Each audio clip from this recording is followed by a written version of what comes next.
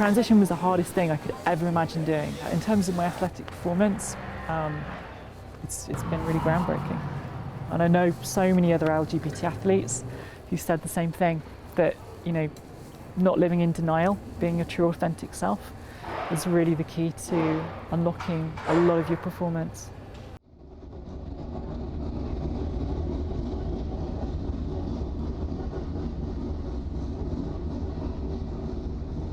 When I grew up, my first ambition was to be a fighter pilot, but I'm terrible at maths, so I kind of gave up on that.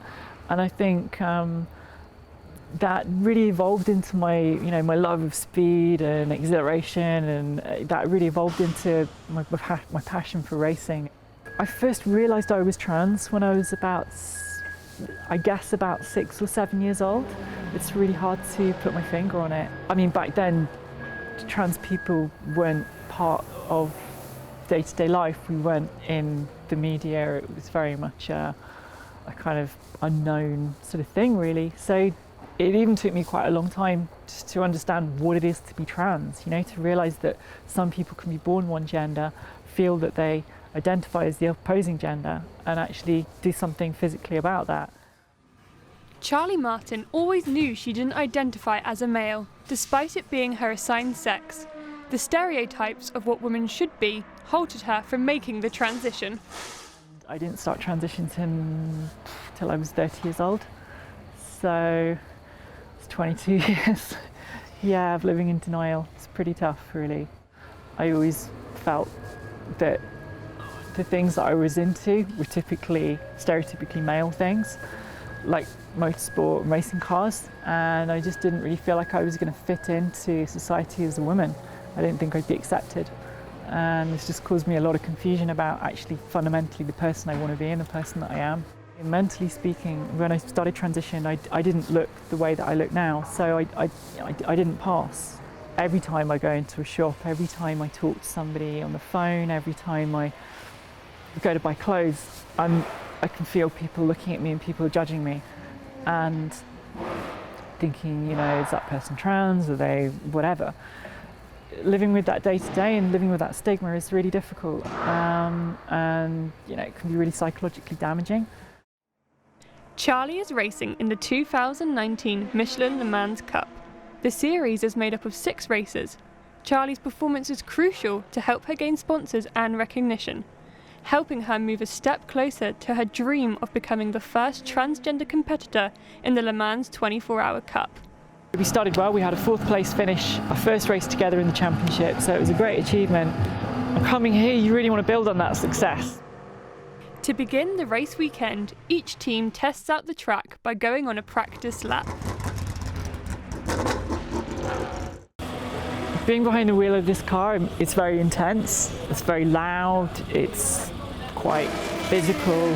You know, you're strapped so tight into the seat.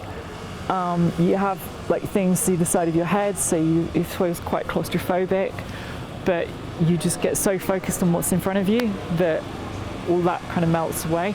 You're just like completely focused on what's happening.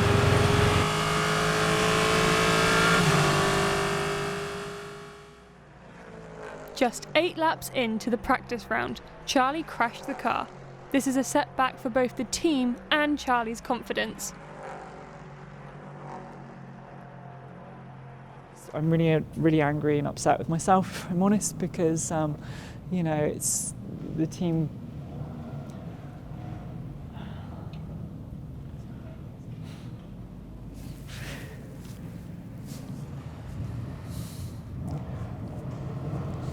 Everybody works really hard to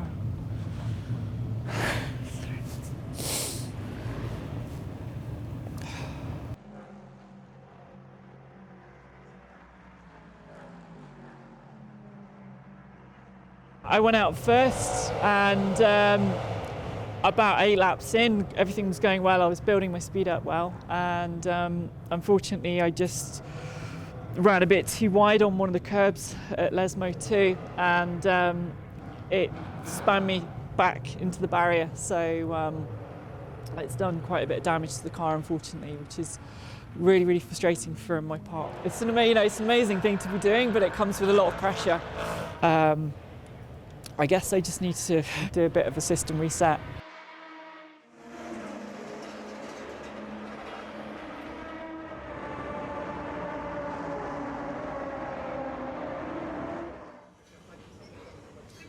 Just 24 hours before the race, the team spent the night fixing the car to get it race ready. They're an incredible team, they're very professional, they're just lovely people. I love these guys, it's the best atmosphere to be in, especially for me when I want to learn and grow and develop as a driver, and you need a supportive atmosphere to be in. Charlie has always been fascinated with endurance racing. This is her first season with the Racing Experience team. Endurance racing is not only demanding on the car, but also the driver. Because of this, Charlie and David will work as a team and switch halfway through the race. For us, it's very important that Charlie gives absolutely her best to perform. I mean, she's very eager to improve the technique. I mean, she drives very well. Now we have to make step forwards in, bringing the whole performance over the complete race. Basically, I'm first looking at the sensors, the temperatures during the driving. I'm actually the engineer of Racing Experience. She do really well because it's her first year in the LMP3, so she needs to know the car and to improve step by step. And yeah, I guess the first race was really impressive because she did the fourth time of qualifying session, so this is really, really good. I mean, she's really involved and she really listened to our advice, and we have a good communication, so we are very happy with Charlie. Everybody can do what he wants in their life, and that's no problem. It can be a transgender or a female or a male. At the end, it's a driver for us, so it's okay.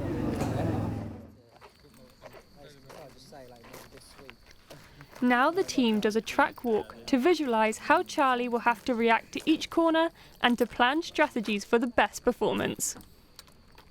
You're slowing everything right down. And every track is different, even down to each country, and every corner has different kind of curbs. Some of them you can run on, other ones you can't, and it's really critical to knowing what you can and can't do. In the car you go too quickly, so it's nothing better you can do really is just walk around the track and look at them on foot. Coming into this weekend I felt really positive and I had really high hopes of what we could achieve together. Obviously you have to be realistic where we are at the moment, but nonetheless there's everything to play for. Although men and women compete together in motorsport, it is still an ongoing debate in other sports as to whether transgender women can compete in the women's categories. This is affecting transgender athletes on all levels. We all know sport has incredibly positive effects on people's life, from your health, but also just from doing something that you enjoy, and the endorphins you get from that, the feeling of being in a team and the support that comes from that environment. And when you do things that deny people that opportunity, it's denying them a basic human right. I reached a point where things got so bad for me psychologically that I had a nervous breakdown and I was going to take my own life, basically. But at the same time, I realised that that's not going to solve anything, and that's just going to be pain for everybody in my life. And therefore, the only way forward really is to do what's right and to transition. Transition was the hardest thing I could ever imagine doing, like literally the biggest mountain. And to climb it, and not only that, to actually get to the top and be like, A, I survived, and B, I'm really happy now, and actually my life is great. I suddenly felt like I can do anything. Nothing is going to be, I'm not afraid of failing, because it can never be as bad as that. And the thing is, it's not just about trans people participating in sport at Olympic or professional level. This affects people at all levels. Trans people just want to maybe go to their local gym or want to play in their local soccer team or go to the swimming pool. I took a year out really where I was pretty much thought I'm not going to come back to racing. I guess it's just such a big part of my life, really. It's the thing I love the most. And I think as much as I worried about how people would react, I just couldn't stay away. It's like I had to force myself to come back and just see what it was going to be like.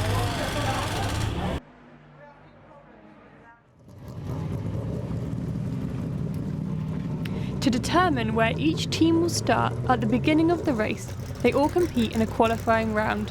For Charlie, this round didn't end well as she crashed the car again. And let's hope that Charlie Martin's car can rejoin the session. The racing experience team are just working their way around the car to make sure there's nothing dragging from the under tray.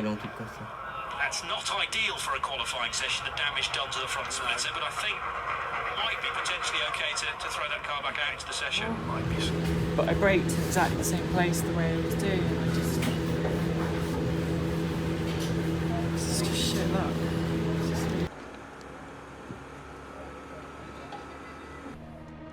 The team now has only 2 hours to get the car back on the track.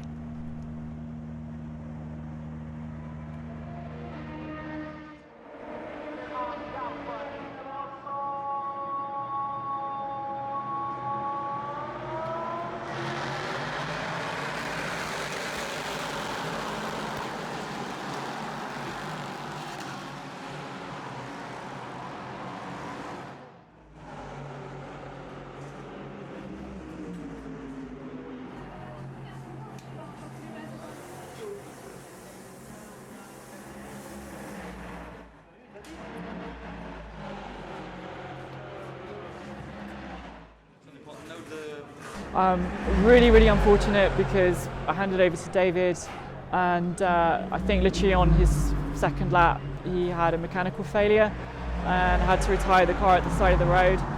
So just wasn't our weekend. I feel a bit battle damaged, to be honest. I don't know.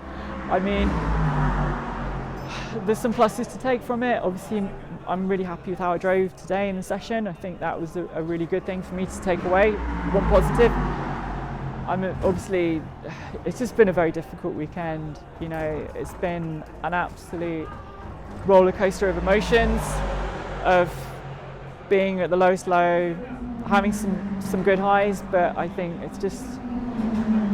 it's been hard for everybody, really. I think, you know, mentally and physically it's been difficult, so yeah. Despite the weekend not going to plan, Charlie continues to use her voice as a platform for the transgender community. I'm in a very small minority of people. If I can be a role model to people and I can help them through sharing my own experience, my own journey and what I've achieved, then that to me is a great thing to be able to do.